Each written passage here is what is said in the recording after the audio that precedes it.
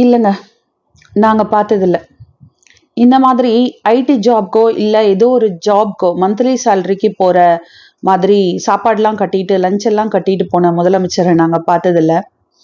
களத்துல மக்கள் பிரச்சனையை தீர்க்கறதுக்கு உடனடியா என்ன தீர்வு எடுக்க முடியுமோ, மக்களுக்காக என்னென்ன செய்ய முடியுமோ, இந்த மாதிரி நலத்திட்டங்கள் அந்த மாதிரி விஷயங்கள்லாம் செய்யறதுக்கும், மக்கள பத்தியே ரொம்ப யோசிக்கிறதுக்கும், அவங்களோட கஷ்டங்கள்ல அவங்களுக்கு தேவையான நேரங்கள்ல அவங்க கூட போய் நிக்கிற மாதிரியான முதலமைச்சர்களையும் தான் நாங்க இதுவரைக்கும் பார்த்திருக்கோம். சாப்பாடு கட்டிட்டு வந்து 1/2 மணி நேரத்துல சாப்பாடு சாப்பிடுறாங்க அப்படிங்கிற மாதிரியான ப்ரொமோஷன்ஸ் பண்ண எந்த முதலமைச்சரையும் தமிழ்நாடு இதுவரைக்கும் பார்க்கல. அதே மாதிரி முதலீடுகளை ரீல்ஸ்ல ஈர்க்கலாம் அப்படிங்கிற மாதிரி ரீல்ஸ் போட்ட மினிஸ்டரையும் நாங்க பார்க்கல. வால்வோ பஸ் நம்மகிட்ட இருக்கா, கவர்மெண்ட்ல இருக்கா அப்படின்னு கேட்ட மினிஸ்டரையும் நாங்க பார்க்கல. புக் பண்ண பஸ் வரல சார் அப்படின்னு கேட்கும்போது, தம்பி நீ ஃபுல்லா சாப்பிட்டுருக்க, நான் பசியா இருக்கேன்ப்பா, நான் இன்னும் சாப்பிடவே இல்லப்பா அப்படின்னு சொன்ன மினிஸ்டரையும் நாங்க பார்க்கல.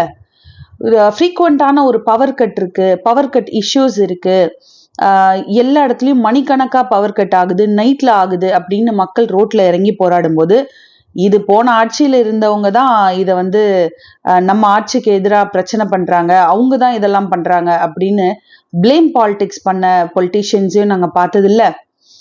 தொடர்ந்து கேட்டுக்கிட்டே இருக்கும்போது ஹார்ட் டிஸ்க் காணோம் அப்படிங்கிற மாதிரியான விஷயங்களையும் நாங்க கேட்டதில்ல.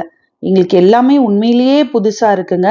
அதே மாதிரி விளையாட்டுத்துறை தான் ரொம்ப கஷ்டம், விவசாயம் பண்றதை விட விளையாட்டுத்துறை தான் ரொம்ப ரொம்ப ரொம்ப கஷ்டம்னு சொன்ன ஒரு அதிமேதாவி மினிஸ்டரையும் நாங்க பார்த்தது இல்லைங்க. தமிழ்நாட்டுக்கு ரொம்ப ரொம்ப ரொம்ப புதுசு. மாற்றம் வேணும்னு உங்களை ஆட்சியில கூட்டிட்டு வந்து உட்கார வச்ச மக்களுக்கு தான் இந்த சூப்பரான மாற்றம் சமர்ப்பணம்.